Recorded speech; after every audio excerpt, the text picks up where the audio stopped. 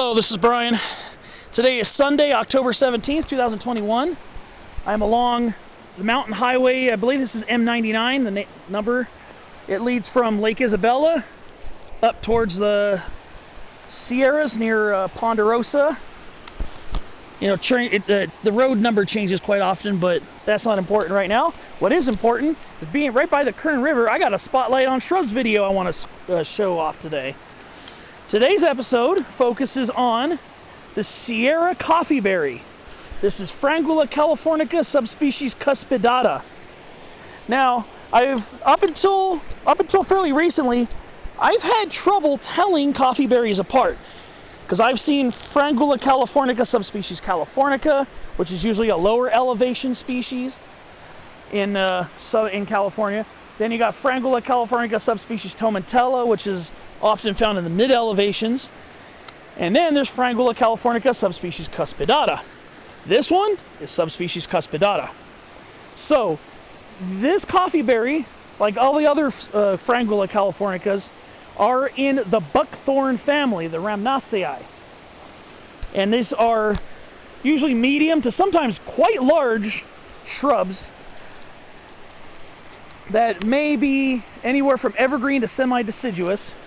In other words, they may shed some leaves in fall and winter. And the leaves are fairly small. They're not insanely large. But on subspecies cuspidata, the leaves are tooth-edged most of the time. They'll have teeth along the edge, or they're slightly serrated, very gently serrated. And they're fuzzy underneath. Those are two of the main characteristics that set this one apart from other subspecies of Frangula californica.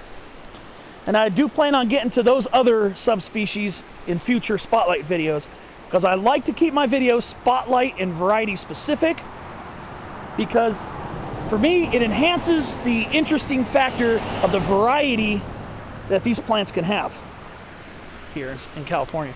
Right now I'm in Tulare County, a little above 3,000 feet. Not that far from the junction of Sherman Pass Road, which takes you up to 9,150-foot Sherman Pass, in a plethora of red fir, western white pine, and all this other amazing stuff. But down here, there's a lot of amazing stuff here too, in the chaparral. Mostly chaparral, except for this river canyon. And Sierra coffeeberry does grow in a variety of environments, ranging from the edge of woodlands.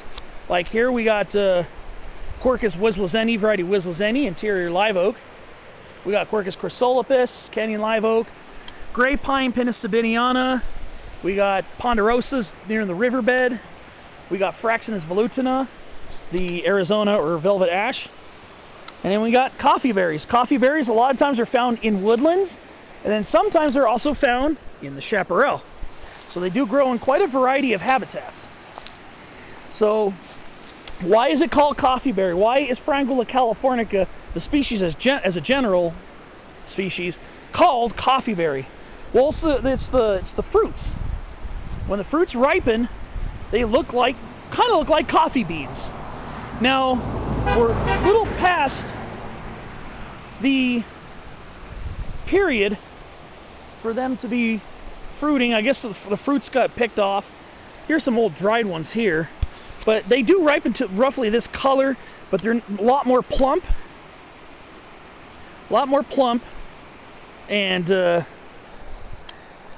here's the interesting thing about coffeeberry. They do look like coffee beans. This one's a little more representative of it when it gets fully ripe, but it's still kind of dried up. They're a little fleshier, and they go from green to yellow to red, and then sometimes to dark purplish black when they're fully ripe. In the springtime, they get these little greenish, not very highly noticeable flowers. Kind of greenish. I think they're 4 or 5 petaled, kind of small and greenish. And then again, they turn into those drupes. And I think another reason for the name coffeeberry is that the settlers during the gold rush would use the coffeeberry seeds to add on to their limited supply of actual coffee. Their actual coffee was in short enough supply that they used coffeeberry seeds, ground them up, and added them to make the coffee make more coffee. They make more coffee for the settlers. However, that was an ill-advised thing to do because the chemicals in the seed are actually a laxative. So what happened is the people in the mining towns would consume the coffee, and then as a laxative, it causes the stomach to process everything fast. And I hate to be gross, but the miners often had very loose stools, diarrhea, for lack of a better term. I don't like talking about that kind of stuff, but it's what happened with coffee berries. And the fruit is more of a drupe. It's got a big stone in the middle of it. Sometimes it has a couple seeds in it, but it's more of like a drupe slash berry. Berries and drupes are kind of related botanically. They're kind of related botanically. Sometimes you can call a berry a drupe or a drupe a berry in some circumstances. The ones that are multi-seeded, like got many seeds, I would more consider a berry. But then again, I digress. So, coffee berry has this medium, light to medium gray, relatively smooth bark. That sometimes gets kind of lightly striped, so maybe some slight furrowing in much older trunks, but if any at all, it's generally relatively smooth, the bark on these guys.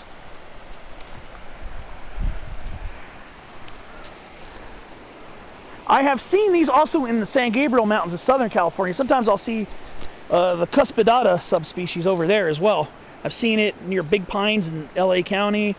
So it's a pretty common shrub. It's here in the Sierra foothills.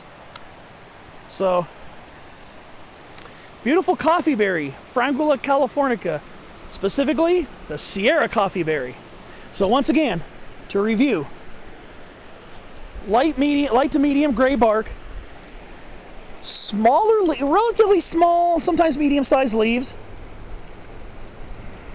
with roughly toothed edges. They have toothed edges. You can feel it if you rub your finger along. You can feel the teeth on the edge, and generally slightly fuzzy to slightly hairy underneath the leaves. And those are your characteristics of Sierra coffee berry, Frangula californica, subspecies cuspidata. And that will conclude this spotlight on shrubs, and I will see you on the next episode. Thanks for watching, and I will see you down the way with more. Oh, here it again, Frangula californica, subspecies cuspidata. One final look as I'm walking back to the car. Beautiful Sierra coffee berry. Thanks for watching, and I'll see you on another episode of Spotlight on Shrubs.